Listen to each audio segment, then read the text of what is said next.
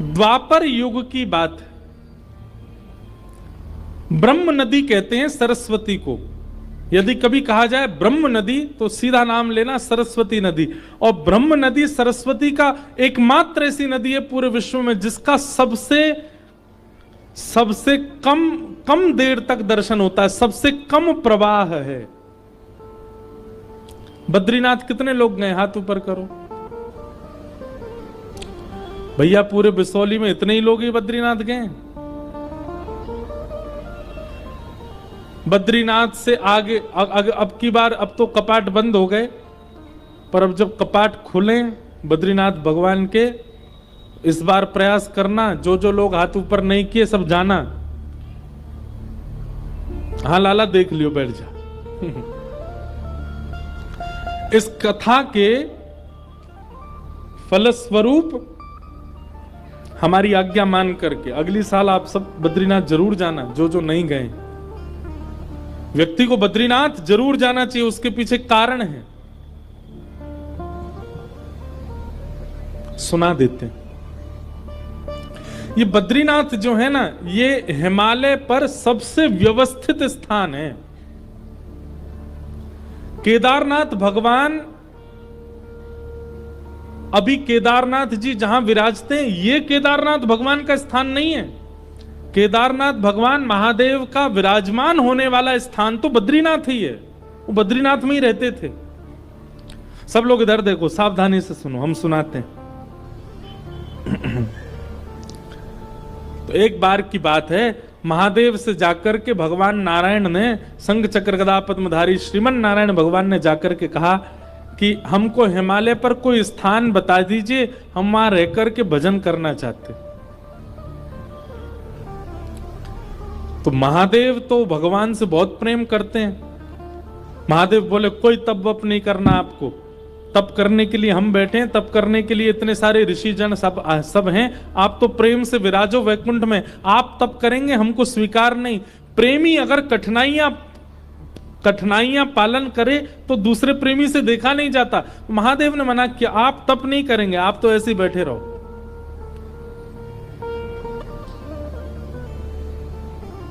भगवान ने फिर कहा नहीं हमको तप करना है, हमको तप के लिए स्थान दो। महादेव फिर बोले भैया आपको तप करने की क्या जरूरत है, आप भगवान हो साक्षात।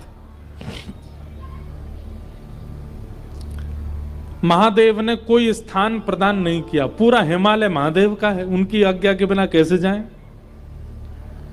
भगवान ने बोला कि भाई ये राजी हमको स्थान नहीं देंगे, उनकी गैर राजी में कोई और तरीका अपनाना पड़ेगा स्थान लेने के लिए। तो जहां अभी बद्रीनाथ भगवान बैठे हैं, यहां पर महादेव और पार्वती जी विराजते थे। और बद्रीनाथ जो है ना, ये देवताओं का पर्यटन स्थल है, यहां देवता घूमने आते हैं। वो बात बाद में ऐसी व्यवस्थित हो गई, 6 महीना मानव वहां घूमने जाते हैं, फिर 6 महीने के लिए अभी जब बंद हो जाते हैं तो देवता वहां निवास करते हैं। तो देवता वहां घूमने के लिए आते हैं, पर्यटन के लिए आते हैं।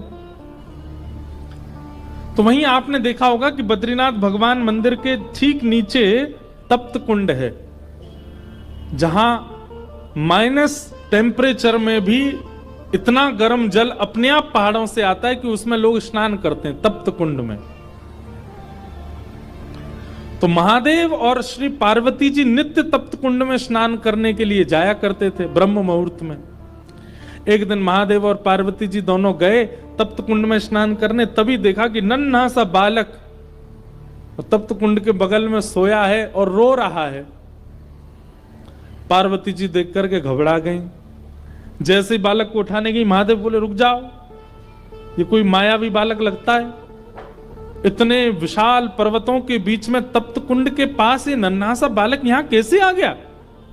ये कहीं किसी राक्षस की चाल तो नहीं, कोई मायावी क्रिया तो नहीं हो रही है, इसको गोद में मत लेना। परंतु पार्वती जो इतनी करुणा है, इतनी दया है उनके चित्त में, वो बोली आप तो ऐसे ही सोचते रहते हो, अरे नन्हा सा बालक, इतना ठंड पड़ रही है, रो रहा है और आप कह रहे हैं गोद में नहीं उठाऊं।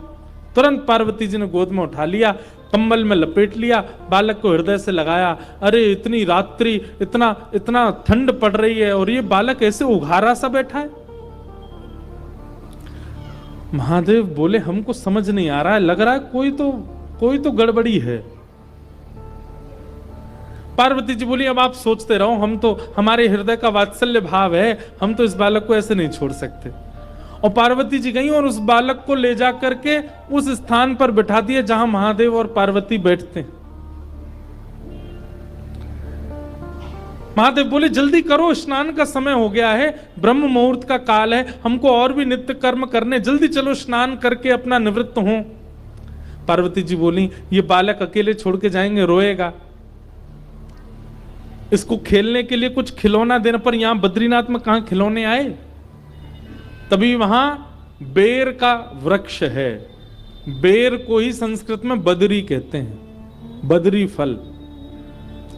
वो बेर के वृक्ष से कुछ बदरी फल तोड़ करके उस बालक के पास रख दिए और उनको गेंद समझ करके वो बालक खेलने लगा। पार्वती जी बोली अब ये बालक जब तक इन गेंद से खेल रहा, हम स्नान करे आते हैं। जैसे ही महादेव पार्वती जी के साथ गए, तप्त कुंड में स्नान आदि किया, अपना नित्य कर्म नियम करके जैसे ही लौट करके आए तो उस स्थान का द्वार, मुख्य द्वार बंद था। खूब प्रयास करने पर भी वो द्वार जब नहीं खुला, महादेव ने क्रोध में भर करके जैसे ही उस द्वार को देखा, द्वार खुल गया। वो बालक तो वहां नहीं था, वही बालक शंख चक्र गदा पद्मधारी श्रीमन नारायण के रूप में तपस्वी की अवस्था में सामने बैठ गए। महादेव ने जाकर के कहा हमने पहले ही कहा था ये कोई मायावी बालक है, ये कोई सामान्य बालक नहीं है। लेकिन महादेव के नेत्रों में आंसू आ गए और प्रणाम करते हुए कहा श्रीमन नारायण आपको क्या आवश्यकता है तप करने की, आप क्यों तप कर रहे हो, इतना हट क्यों कर रहे हैं आप तप के लिए, ऐसा किस चीज की प्राप्ति के लिए, किस भाव की प्राप्ति के लिए आपको तप करना है। तब भगवान नारायण जो बात कहते हैं वो ध्यान से सुनिएगा। भगवान कहते हैं महादेव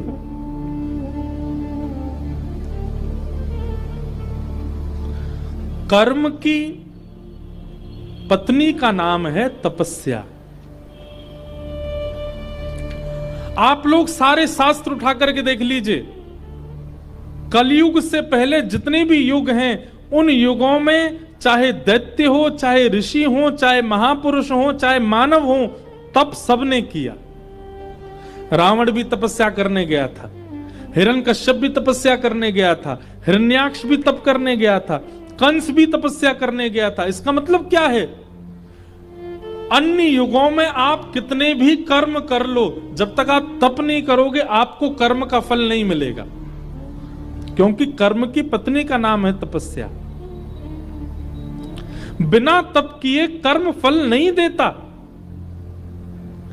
और कलयुग में लोगों पर इतना समय नहीं है कि वो तपस्या करें, वो तप कर पावे। इसलिए श्रीमन नारायण भगवान कहते हैं कलिकाल में जन्म लेने वाले हर मानव के नाम का संकल्प लेकर के मैं ही तपस्या में बैठा हूं, मैं तपस्या कर रहा हूं।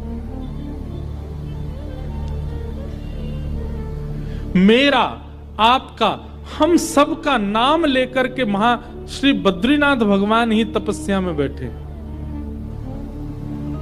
हम कर्म करते हैं हमको फल मिल जाता है, तपस्या तो हमने की नहीं। कौन, क्यों? क्योंकि तपस्या साक्षात नारायण भगवान कर रहे हैं। इसलिए कम से कम आज आपका घर बन गया, आज आप धनवान हो गए, आज आपके बच्चे पढ़ लिख के विद्वान हो गए, आपने केवल कर्म किया, लेकिन किसकी तपस्या का फल आपको मिला? भगवान श्रीमन नारायण बद्रीनाथ भगवान। इसलिए हर व्यक्ति को साल में एक बार, 2 साल में एक बार, 5 साल में एक बार बद्रीनाथ भगवान को धन्यवाद कहने जाना चाहिए कि आपकी तपस्या से हम जी रहे हैं नाथ, धन्यवाद। आज तक भगवान वहां तपस्या करने के लिए बैठे हैं। हम लोग कोई भी यज्ञ करते हैं, कोई भी अनुष्ठान करते हैं, उसमें हमारा नाम पूछा जाता है, गोत्र पूछा जाता है।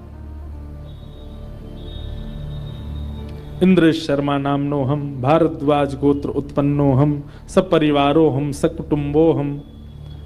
संकल्प लिया जाता है। उस संकल्प के कई कारण होते हैं। एक कारण यह भी होता है कि आपका नाम गोत्र श्री बद्रीनाथ भगवान को सुनाया जाता है और आपके उस नाम गोत्र से बद्रीनाथ भगवान जल छोड़ के आपके नाम का तपस्या करते हैं। संपूर्ण ब्रह्मांड के प्रत्येक मानव के लिए तप कर रहे हैं। कौन? बद्रीनाथ भगवान। इसलिए उनका दर्शन करने हर व्यक्ति को जाना चाहिए और दर्शन करके धन्यवाद करना चाहिए कि नाथ आप तपस्या कर रहे हैं हमारे लिए।